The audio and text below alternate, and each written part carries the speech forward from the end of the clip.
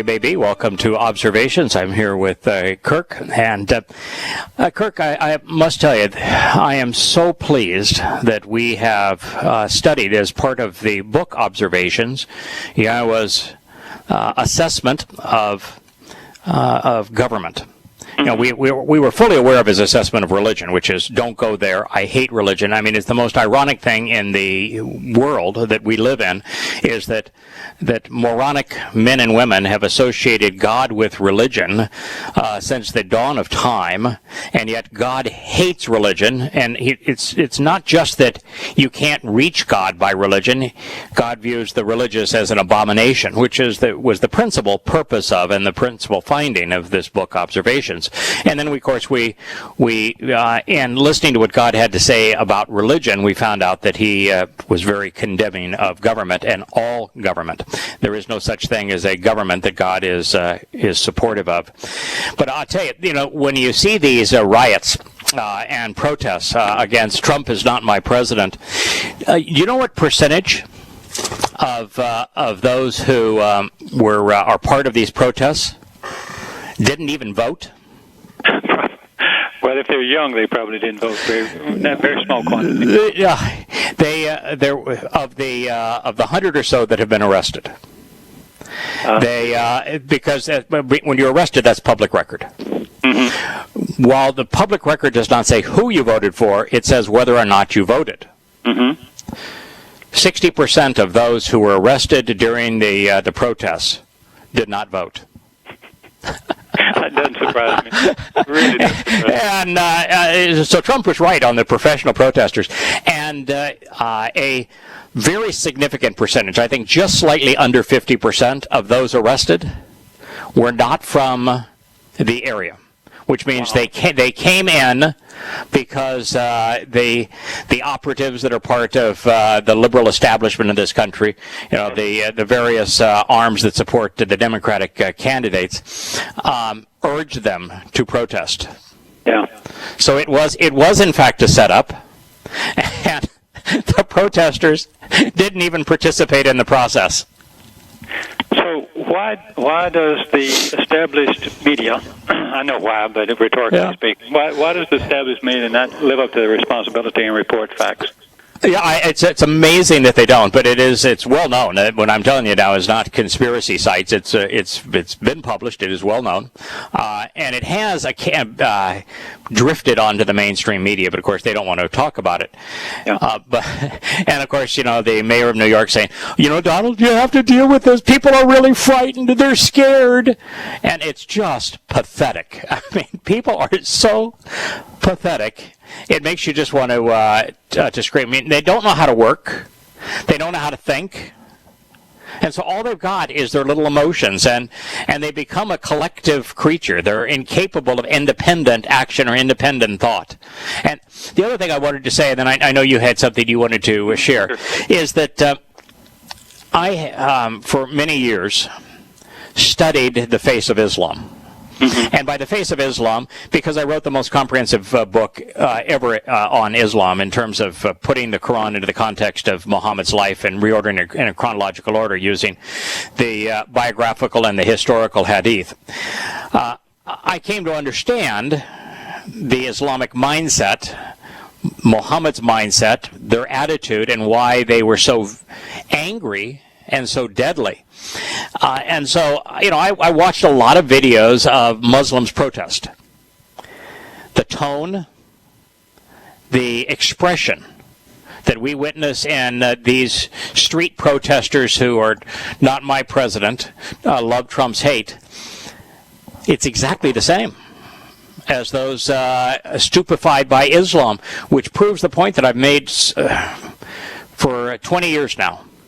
Yeah. That there really is no difference between religion and politics when it comes to reducing a person to an unthinking zombie. Yeah. Well, what other conclusion can you draw? The facts every day reinforce it. You're boxed in now. I mean, yeah. But let me ask you a quick question.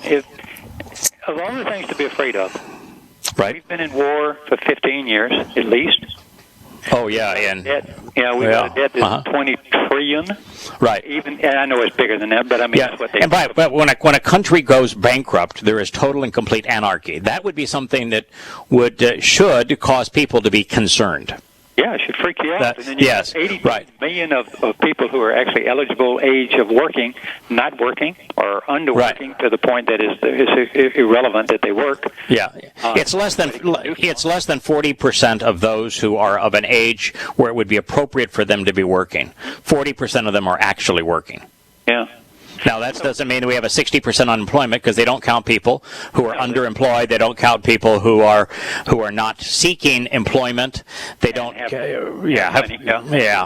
for whatever reason, aren't working. But it's only 40% of those who are of an age that should be working that are actually working. Yeah.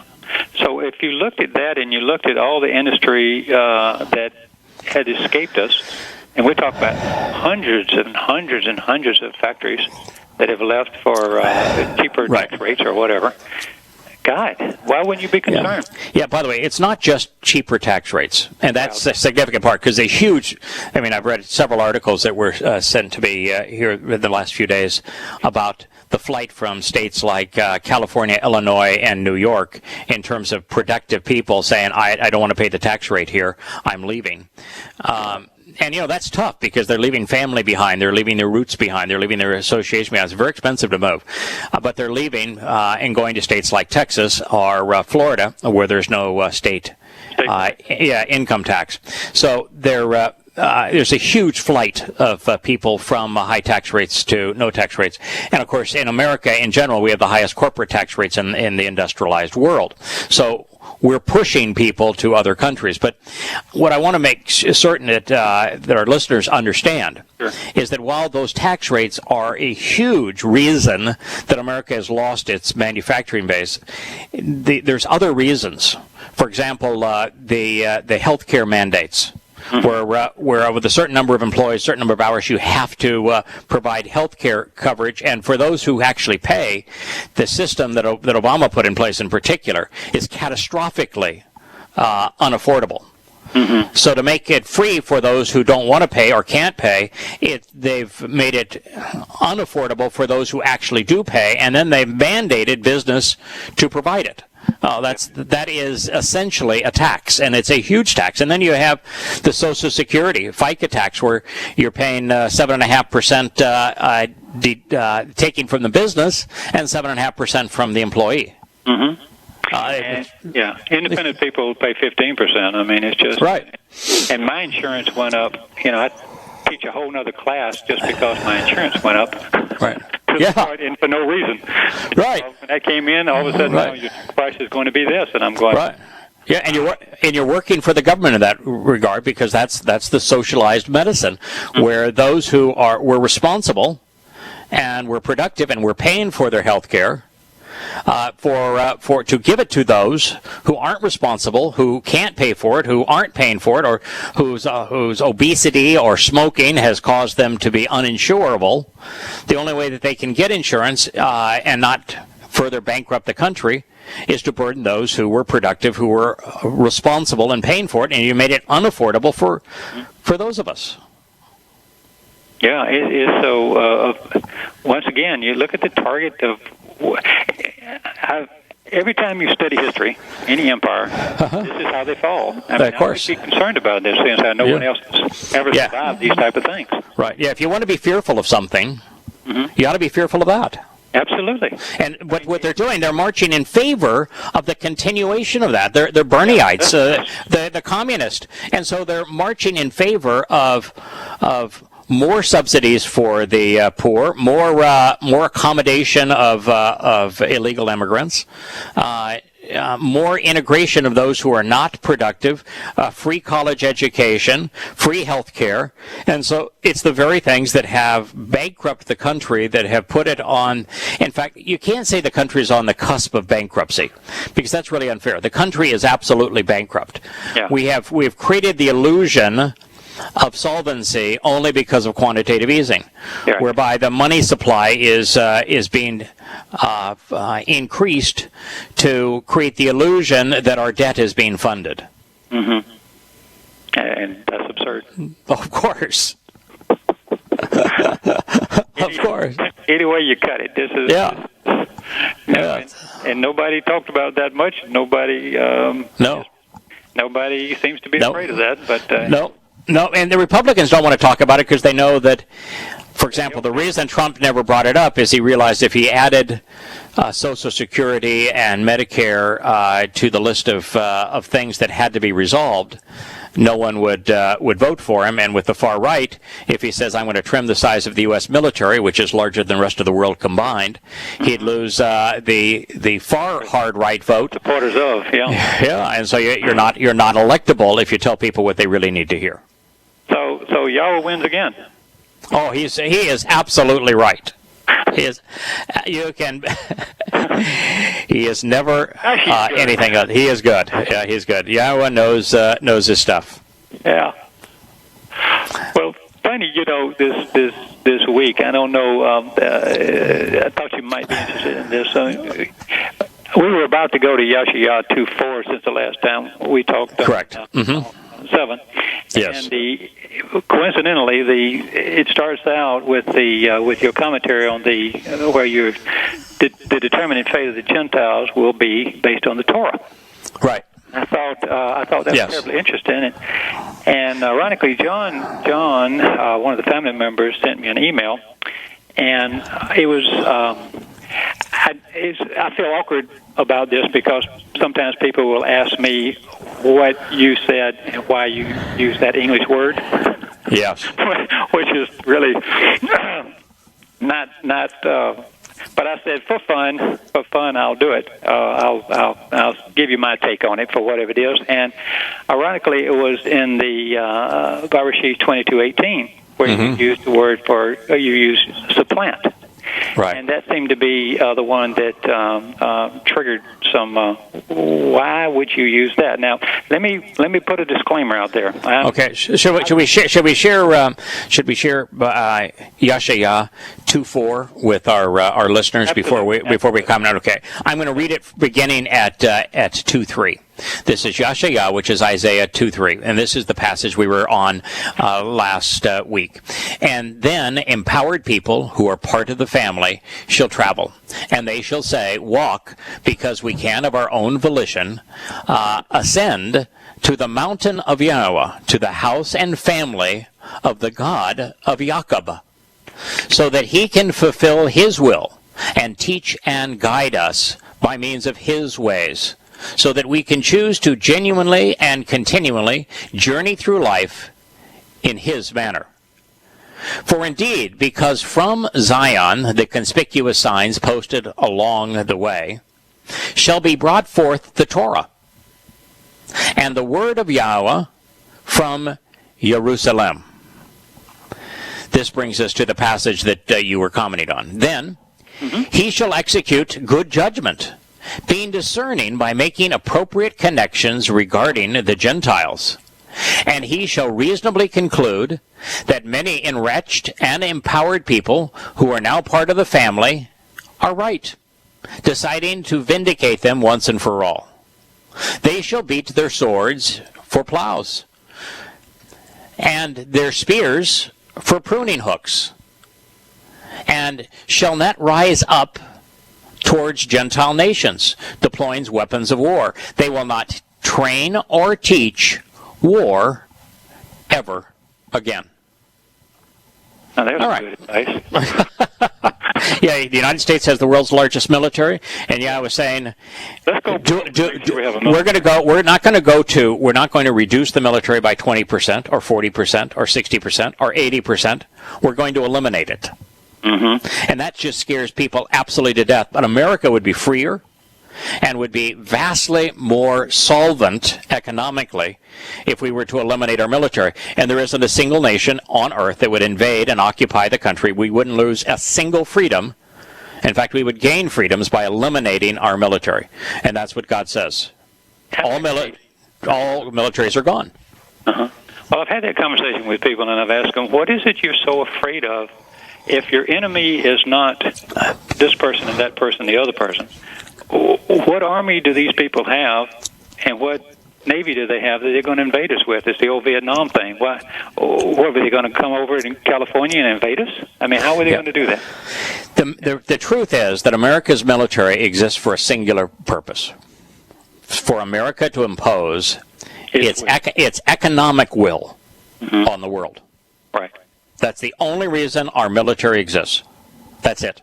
This notion that our military serves to provide our freedom or to secure our liberty or to fight foes is an absolute farce. Yes. We made a bad situation worse in Afghanistan, in Iraq, in Libya, and now in Syria. We haven't fought for American liberty. We did not fight for American liberty in Korea or Vietnam. We did not fight for American liberty in World War II in Europe or in Asia. And we most certainly did not fight for American liberty in World War I, the Spanish-American War, the Mexican-American War. It's an absolute myth that the military is used to protect America and to fight for American liberty and freedom. That is an absolute lie. So the American military exists solely for economic purposes. Right. Well, I mean, our whole history is right there before you. Correct. How can you be moral? How could you be moral and support the military? You can't. You cannot be rational and informed and to support the military. You have to be ignorant and irrational to support it. Mm-hmm. You just and yet, a lie, like religion. Right, but yet if you were to poll 1,000 Americans, you'd find out that 999 of those 1,000 are supportive of the military, think that the military is providing for their freedom. I know. You wouldn't find one person in 100,000 that would do what God just said here. Take all that military hardware and make it productive hardware. And you know, he didn't say take the military hardware and throw it away. No. He said take the military hardware, and turn it into implements that can be used to feed people. Mm-hmm. Food, which means during the millennial Shabbat, people are going to work. Work is a positive thing. You know, we've twisted it with our entitlements so that nobody has to work for their entitlement.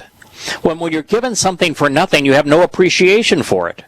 It destroyed character and bankrupted the country. It's not that way at all.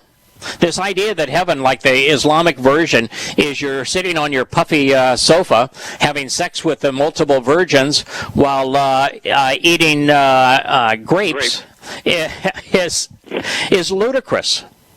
We're going to be working. And even if you were to say, okay, that's the millennial Shabbat, we're going to be working, we're going to produce food, for example. Even that being the case, beyond that, in eternity, as we go and explore new worlds, learning is work. Yes. But there's this concept now when you say that, I worked to come up and learn these things, to do these translations. I worked at them. I worked at the insights. I worked at writing these books. There's people that think, well, then I need to thank you for providing this. No. Work is its own reward. Well, one of the thing that's really odd is if we all spoke Hebrew. Right. We could read it ourselves real easy without going jumping through these hoops. Unfortunately, what I think is because I speak English and you put me on the path. Okay, here's how you figure it out. Yeah, I'm gonna quibble with you on that if you don't mind. Okay. I don't speak Hebrew. Well, Old Hebrew. I don't speak Hebrew. Okay. I can read it. Yeah. I can translate it. Yeah. I don't even think in Hebrew, although I'm becoming better at it. Yeah. I think in English. My mind works in English, so I'm making amends where I think in English from a Hebrew perspective. A good example of that, well, before I give you a good example of it, I want to share that the reason I think that's an advantage is that I, like you, even if I know the definition of a word when I read it, I'll still look it up. Yeah. Because I find that related words and roots and there's nuances of these terms that my understanding grows the more I work at observing what these words convey. The more I work at it, the more I learn. If it was easy, I wouldn't be learning. Well, and you make connections you didn't make before. Right. Now So you know something you didn't know before, and then correct. when you get back to the table, there it is, and you say, "Oh, Correct. God, I missed it completely." Right. So if I simply spoke the language and just read over the language from the Babylonian Hebrew and didn't think it through, I would miss the related words that are vocalized differently, that are written with the same original letters. Mm-hmm. And I might miss so many of these connections of related words and roots in this case. But I was going to share, as an example, a fairly new covenant member was troubled. I guess somebody had confronted them and said, when you say that Paul was a false prophet because he claimed that the rapture was going to occur during his lifetime, there's actually no rapture. There is a harvest that is associated with teruah, but rapture is harpazo. It's a very violent term, and that's not how it's going to happen at all. He's no prophet. Right, and Paul got it wrong. He said it was going to happen during his lifetime. Yeah. And then they pointed out, well, the Christian Jesus said that too, and he was talking to his disciples, as recorded in Matthew 16. He says, some of you will not taste death until they see the Son of Man coming for his kingdom. And so they said, well, that means that he was going to return and establish his kingdom before any of them died. Well, because I've spent 15 to 20 years now studying Hebrew. Mm-hmm. First of all, I knew that he spoke Hebrew, and it was translated into Greek. So the first thing you have to do is remove the tenses in terms of time. Right. Future, past, present. Time is irrelevant in Hebrew. All verbs are infinite in time. But the second thing is, do you know what the Hebrew word is for come? Go ahead. No. All right. Yeah, it's. I wouldn't expect you to. I probably shouldn't even have asked. But it's bow. Okay. Bow is the Hebrew word for come. Do you know what the Hebrew word for go is? Low or to? Go. There's come and go. Mm-hmm. Do you know that the Hebrew word for go is the same as the Hebrew word for come? It's also bow. Yeah. So what he said is, my memory is poor. So what he for it to be translated "come" in Greek, it was "bow" in Hebrew, and "bow" in Hebrew also means "go." Mm-hmm. So some of you will see me go to the kingdom of God. Well, 11 of the 12 saw him go to the kingdom of God, didn't they? Because on Bikurim, he ascended to the Father. But what's also interesting in context, and this is from the Hebrew perspective, because in Hebrew, you want to try to translate something, don't ever take it out of context. Context is everything. And so I said, what was he talking about before and after? And before he was talking about what it's like to be part of his eternal family, and afterwards. That's the end of the 16th chapter. Of course, the chapter designations are human contrivances. They don't exist in the original text. The 17th chapter, because that's the end of the 16th chapter. The 17th chapter begins with him leading 3 of those 12 disciples up to the tallest mountain in the area. Mm-hmm. And he was transformed into light in their midst. And he was surrounded by Eliah and Moshe. And Yahowah himself spoke. Now, that's being taken to the kingdom of God. Yes. That's coming right into your face. Yes. Going to it, being led to it, and being taken to your place. It's all explained right there. It's fulfilled. Fulfilled multiple times. So yeah, that's the difference in thinking in Hebrew, though, and thinking in Greek or English.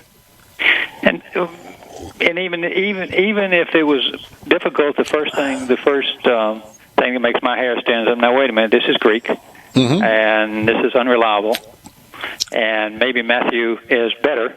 Yes, but it is. You still you gotta read everything with a little bit of caution.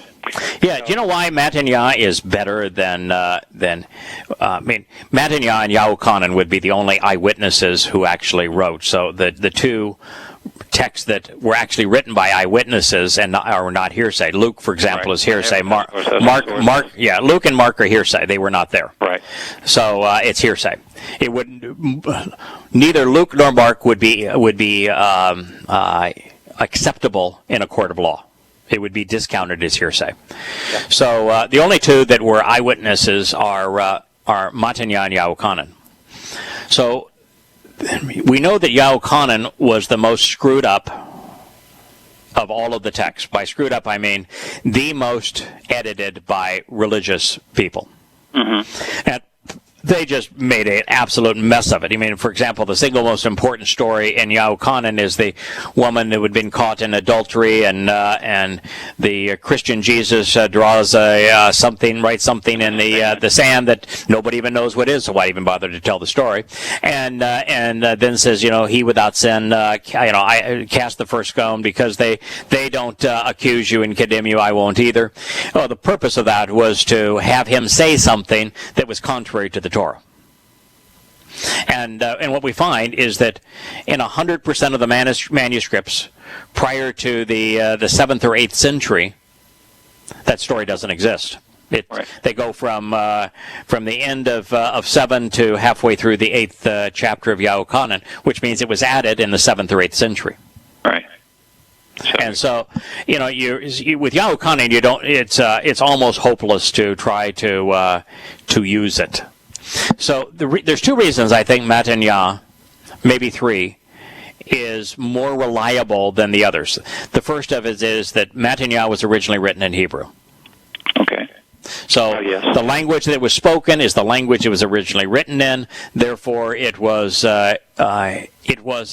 began considerably more accurate. Okay. The second is that the context of Matanya is so un-Christian. I mean, Matanya begins and ends refuting the religion of Christianity. That it was not favored by the scribe, was not favored by the church, and so therefore there weren't nearly as many manuscripts created of it. And so the fewer copies, the fewer edits. And the last is that with Yahuchanan, you can make an edit here or there, and take things out of context and make it sound like he's supportive of a new religion. Mm-hmm. With Matanya, the text from beginning to end is anti-Christian. Right. And so you'd have to rewrite the entire thing so that it bore absolutely no resemblance to the existing text. So it isn't an edit that's required; it's a complete rewrite. Yeah. And so I think those are the three reasons that Matanya is the most reliable of those eyewitness accounts. Well, I also wondered, too, because, and I don't know if this is fact, but I remember reading that Matanya would have wound up, he died in Egypt. And if Yochanan and John died up in Turkey, or up in that area where it's more Ephesus area. Mm-hmm. Then more copies would have been Greek there and down here. If anything, they may have done them, but it wasn't. What I'm trying to say, it just wasn't that pervasive of Greek thought and everything in Egypt that they would have been up in the northern part. So I don't know. Maybe that had some influence because of where it was found. Maybe there were copies there that were left and nobody messed with them, and that's where they found. Didn't they find some in the 1st century or 2nd century? Yeah. Uh-huh. So down in Egypt. So maybe they were more protected there, perhaps. But of the 69 1st, 2nd, 3rd century manuscripts prior to the establishment of Roman Catholicism, when all the experts say that manuscript production became so free, which means the edits became so pervasive that they were no longer reliable. Yeah. So of the 69 pre-Constantine, pre-establishment of Roman Catholicism, of those 69 manuscripts, what percentage of those were found in Egypt? I'm not sure they. What is 69 of 69? Well, they didn't find all of them there, did they? Yes, they did. Oh, they did. Oh, okay. So I knew that. 100% of the 100% of the oldest the pre-Constantine manuscripts were found in Israel. The reason you won't find any copy of Matanya in Hebrew is the Romans specifically destroyed. Right, and Imperial Rome and Roman in the Roman Catholic Church. One just transitioned out of the other, so their hatred for all things Hebrew, both writing and people and places, just as I say, transition. One grew out of the other, and so if it wasn't for the fact that the Essenes did a really fine job of hiding and burying the Dead Sea Scrolls. Mm-hmm. Wouldn't have those either. We wouldn't have those either. We wouldn't have anything from Israel. So yeah, 69 of 69 were found in walls of buildings that have been raised, unearthed over the last 50 to 75 years. And it's essentially, as I say, it's 100% coming from Egypt.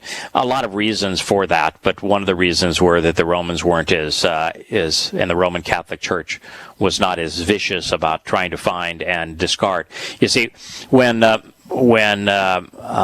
Jerome went to create the Vulgate out of the Greek text. He translated the Septuagint, which by that time was an unmitigated mess. Yeah, and the old Latin text that had of the eyewitness accounts and of the disciples and plus of Paul's letters. And when he went about doing that, his principal reason he declared to the Pope is that it's very difficult for us to impose. Right, we can't impose our authority, and we can't win a scriptural argument because all somebody has to say, there are as many.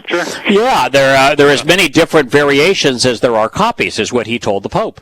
Yep. And so the only way to resolve that is to blend them together so that we destroy all of these variations and have one, and we'll call that one official. Yeah, and that's what they do today.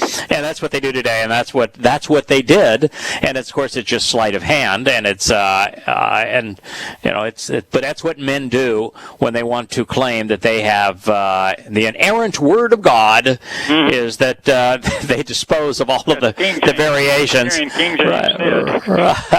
Yeah. So take that up with Moshe. Yeah, exactly. So anyway, that's the whole process. Yeah. So what I got, John was curious about why you use the plant. Now I'm going to tell you what I said, and then you can correct me if I got it wrong. But okay. And I'm just a shot in the dark. But when somebody does this, especially if they're family members, I'll wave in. But just for fun, I'll try to figure out why you might have chosen that over there. And we're talking about chapter 11, which I did not have the. I just printed, or Terry just printed the copy, the current edition of it. So. Okay. But so first thing I did, and this is what I would do, and it may be helpful to people that are interested in doing a little bit of translating just to check on things as well. Sure. But I went to Webster and looked up supplant, and of course you've got three definitions for supplant. And the first one is to trip one up, or to trip up one's heels, is what I meant to say. That's fine, but then the second one is to remove or to replace by stratagem. And then the third one was to displace or take the place of. So I rationalized, okay, the first one in the context of Bereshit 22:18 that's probably not it.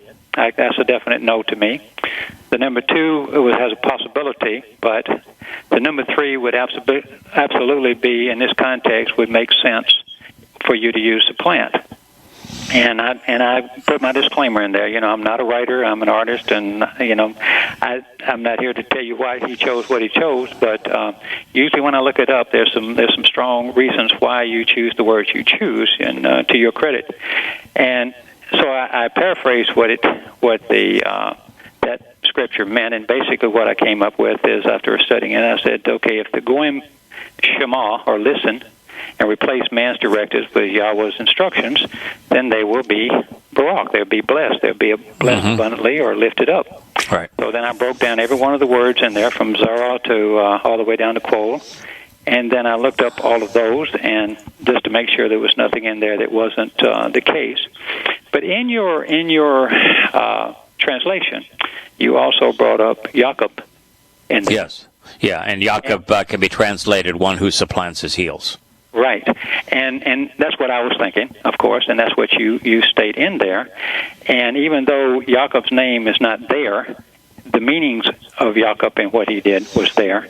But also, John was curious as to most people, when they think of Jacob, they think of him when he tricked his brother out of the blessing or out of the family inheritance. And that's true, but here's what I wrote to him, and I said, I think the connection that Craig is making here is the period in Jacob's life when he became Israel, or Yisrael. He, Jacob, is now all in with Yahweh, trusting his word for his deliverance, as opposed to the time when Jacob deceived his father for the blessing. Yeah. Now, I also put in... Yeah, because supplant can be to take the place of another. Yes. Or to replace one thing with another, and of course, the definition of supplant. So right? Yeah. So what? Absolutely. What the family of Yisrael has to do to be reconciled with Yahweh is they have to supplant Yahweh's way with the way that they have engaged in over the millennia, which is the religious and political way. So Yahweh's way has to supplant the previous way. Right. Yes. The way we're supplanting, not right. Not we're replacing. Yeah. We're right. Trick on his brother. Right. We are. Yeah. Now. Yeah.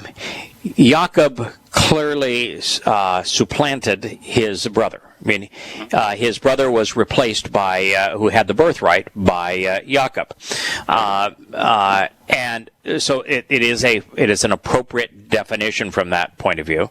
It's also appropriate from there is probably no one in the history of mankind that has accepted Yahweh's way without having to replace Yahweh's way for something that they previously adhered to. So, for example, I used to be a right-wing, very conservative, constitutional Republican politically, very active. Yes. I have supplanted my Republican sense of politics for Yahweh's view of the Torah is my only guide. I used to be an evangelical ordained minister in the Presbyterian Church. I have replaced that with Yahweh's teaching on the covenant relationship. I used to be a patriotic American. I am no longer patriotic. I have supplanted that with Yahweh's view that the only thing that matters is his way. And so my passion is now for his way. So I think it's an appropriate recognition that, and maybe I'm being too far-reaching here when I say that no one has ever come to Yahweh who hasn't had to replace man's way with Yah's way. Well, if they didn't, they would have already been with him. Yeah, I just and I want you to find somebody that has that was born with him, that was never had to make the choice. Okay, Yosha, but that's not okay. Yeah, but that's not fair. Okay, all right.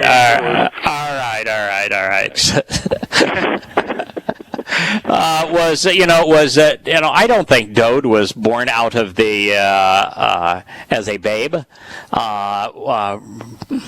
a relationship with Yah. I think he thought his way to Yah. He just did so. He did so at a younger age than most of us. Yeah. Yeah, absolutely. Yeah. And he had plenty of time to think while he's sitting out there. Right. And so, maybe I'm wrong. Maybe there has been someone, but let's just say the overwhelming preponderance of people have to supplant that which they previously were aligned with, religiously, politically, patriotically, academically, with Yahweh's way.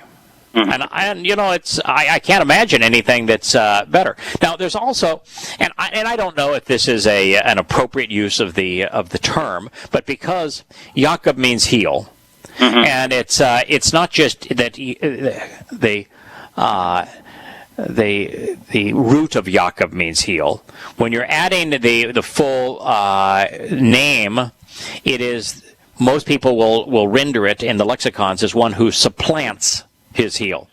Right. And by supplant, they mean really to dig in. Yeah. To plant one's heel firmly so that you're walking straight forward and upright, and you cannot be pulled to and fro. You can't be pulled forward, can't be pulled backwards, right. You can't be pulled side to side because you're digging in your heels. All right. And so that was the other connotation of supplant. Now, by the way, there are no Hebrew word that translates perfectly into an English word, and when you're making these judgments, there are other, I'm completely open if somebody's got a better way of rendering this. But you look at Jacob. Before Jacob was named Yisrael, he had a wrestling match with Hasatan. Yes, he did. And he had to choose Yahowah over Hasatan. And did. Replacing, having all the power and everything that one could want from Satan in this world for the covenant relationship with Yahowah, where, it's interesting that, okay, so Dod was king of Yisrael. You know what Dod's status is in the kingdom of Yahowah compared to your own? Well, I think he's a little above mine. Nope. But he's a child. Nope. He's one of his children, just like. Nope. That's right. That's so you somebody will write me a letter and thank me, and I say, come on. We're walking in exactly the same way with. Don't miss this fact for a moment. Our status, my personal status, your status in the covenant, is higher than we can possibly imagine. It's just that all of us are going to have the same status. Yeah, when you're empowered and enriched, at some point you're empowered and enriched, and that's all you can handle. Yeah. You see, man's view is that you compete to succeed over someone else. Yeah. You win, they lose. That's not Yahweh's way. We just all win. Yeah. That not everyone that's part of his family, we all are enriched beyond our imagination. And the fact that you're enriched the same amount as I am, what do I care if I'm enriched beyond my wildest dreams? It's one point. Okay, you got it. Other than in eternity, I'm not responsible for you because you're enriched as much as I am. We can just go out as equals and just have a really good time. Sure, that is absolutely. The only reason I brought this up with John is because sometimes, because to me it's the same thing. I'll read translations from anybody. JB or whoever is right. Yours all the time. And the only way I can, and I'll have a question about this, that, and the other. And the only way you can do it is if you dig. But I'm amazed that the more you dig, the more you're pretty good at this. Oh, well, even support. Right. Yeah, that's okay. So even the idea, even the idea of supplanting, and by the way, I'm not trying to defend this at all because I like to be corrected, but the supplanting, even in the first definition, when it's one thing that replaces another through strategy. Yeah. Well, Yahweh is very strategic. Yeah. Strategy is how you negative. No, it's how you it's. I don't think strategy is a negative. I think strategy is a positive. Now, can you strategize to a bad outcome? Yes. Mm-hmm. You can use your nasama poorly. Right. Sure. But most people who are really effective at strategy, I shouldn't say most. There are a lot of people who use their Nasama strategy for bad. Alexander the Great. He was a great schemer, and yet he was just a man of war. He was extraordinarily egotistical and evil. And most warriors, most military people that strategize, are using it to kill. But the same thought process can be deployed for good. And if you're strategizing your way from religion and politics to Yah's covenant, and you're thinking the process through, this is what God offers, this is what He's opposed to, this is what He's in favor of, here's the terms and conditions and how they apply to what He is opposed to and what He's in favor with. You're thinking it through. That's a form of strategy. I don't think that strategy and reason are different animals. And if you look at these statements we've just considered, bien was all over it. And bien is strategy. It's making connections. Yeah, I think that's great what John did. I think it's great so many people of the family will take the time and not just read and say, "Oh yeah." Oh yeah. That's extremely positive. Everybody working it so hard. With one exception. And that is that while I think everyone gets an opportunity to miss on this once. The fellow that wrote me, for example, that wanted to know why Yosha could have made that statement and took one statement from Matthew 16. Yeah. And my response back was context. Context, yeah. Yeah. Don't ever, particularly from the Greek, take one statement away from its context. To draw an erroneous, because you'll draw an erroneous conclusion. View it in context, and when you view it in context, most people can figure it out for themselves. Sure. But even when I wrote this fellow back, his first response was, thank you for presenting that, because what you're encouraging me to do is to think in ways I've never thought before. And this is the whole approach to Yahowah is about thinking. It's the only way you can come to know Him, the only way you can engage in a relationship with Him. It's all about thinking. It's not about feeling. It's about thinking.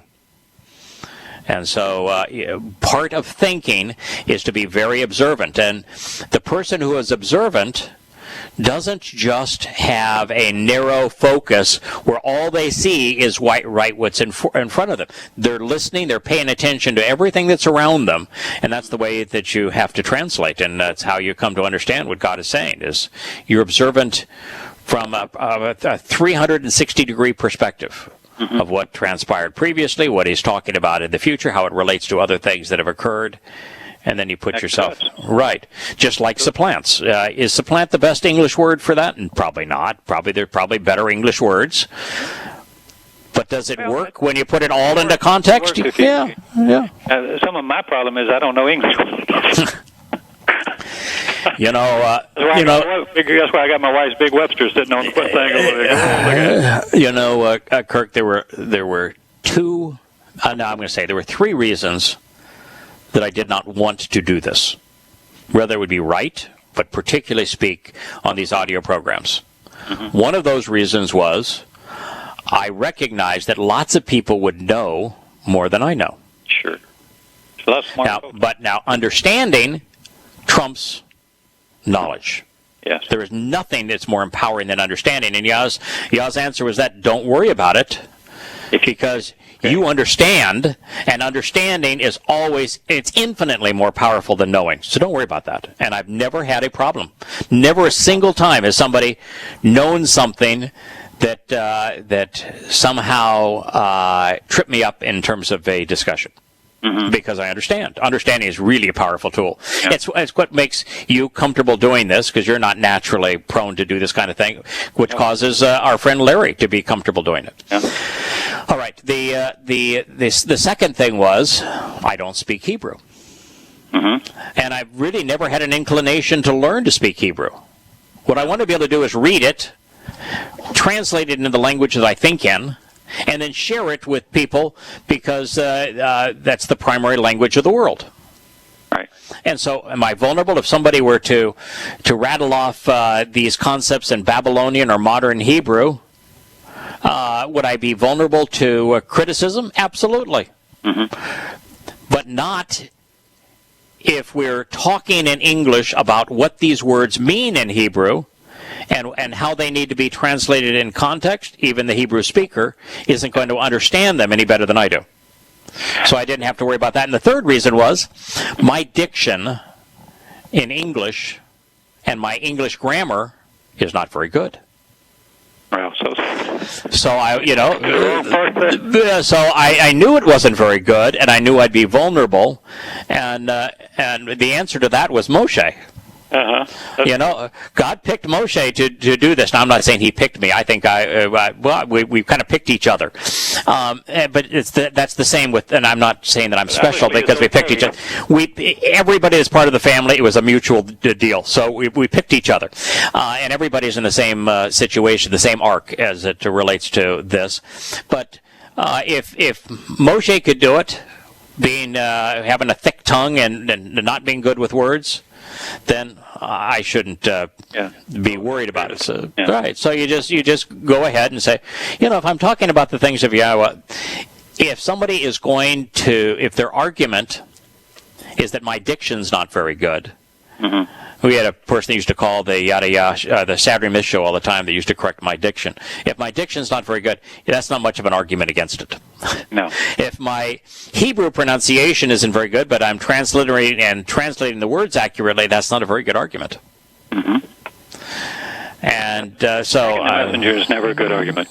No. If the ad hominem argument, let's deal with what the words mean. Let's deal with what the words mean.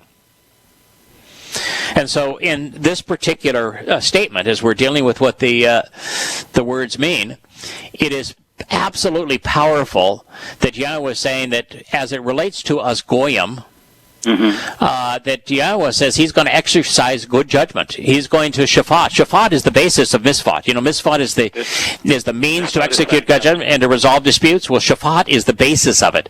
It's to execute good judgment. He shall adjudicate, bringing justice as the judge, being discerning by making the appropriate connections. Bayan. Bayan is the Hebrew word to understand, showing understanding, comprehending the Gentiles.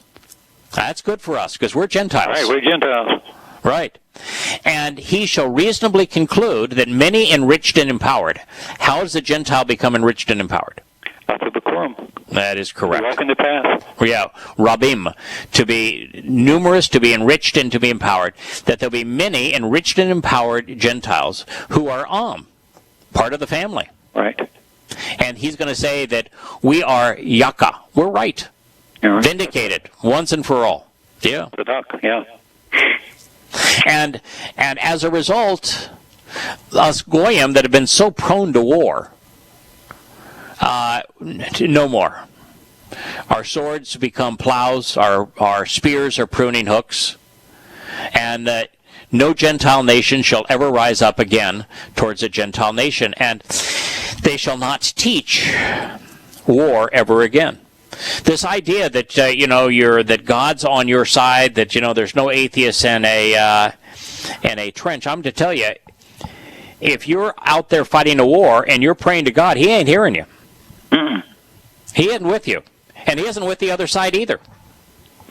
He doesn't care if there are two armies that are doing each other in. He doesn't care who kills who. Doesn't care. Doesn't mean anything to him. He doesn't even fight a war against Satan. No. He just says, yeah, that's what he does. That's what he's going to do. I'll take care of him later. Oh, right. Yeah, I'll get him. Right. Yeah, this idea that God in country and that God bless America and that somehow God is on our side and that every country and every religion has viewed it that way. It's just not the case. God is not on the warrior side. He does not like those who kill. Well, wouldn't he be on both sides then? Because each side thinks that he's on their side. Yeah, and the answer, rather than being on, since both think he's on their side, the answer is he's on neither side, and is actually opposed to both sides. So the house of Jacob is consequence and reward for one who supplants his heel. It's a synonym for Yisrael in the covenant. So house of Yahowah, of Jacob, choose to walk, because then we can genuinely and continuously journey throughout space and time of our own volition. This is halak wa halak. We can consistently travel of our own free will, actually electing to make our way. It was written in the imperative. The imperative is second-person volition. In the active call, actually cohortative, first-person volition, imperfect. So we have halak as a verb, with the second one being imperative, which is second-person volition, the cohortative, which is first-person volition, and the first use was imperative, which is second-person volition. So that means that the speaker is expressing their will, their choice, and the hearer, us, we're also expressing our choice. In other words, God's will and our will are the same. Right. We're doing what He wants because that's what we want to do. That's kind of like what I told you. I used to be patriotic, and I used to, used to be religious, used to be political. That's what I wanted to be. It's what I wanted to do. Well, now what I want is to embrace Yahowah's covenant and His way, and so by me choosing of my own volition, because what I really want to do is embrace His way, I'm doing what He wants me to do. Now, am I doing it because that's what He wants me to do, or am I doing it because that's what I want to do? You want it to. Yeah, that's exactly right. I'm not acquiescing to Him. Yes. He's not saying, I want you to do this, this is what I want to do, and I'm saying, okay, well, yeah, I want to do something else, but, since you're God, I'll go along. No, it's not that way at all. I genuinely want, I'm passionate about doing things His way. Why? Because His way is the fun way.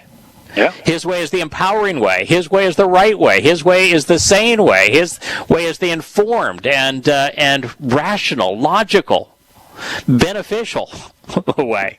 So I want to do it His way, and He wants us to do it His way. Why does He want us to do it? The same way when I talk to my sons and I say, I think you ought to do this. I'm not telling them to do it because that's what I want them to do.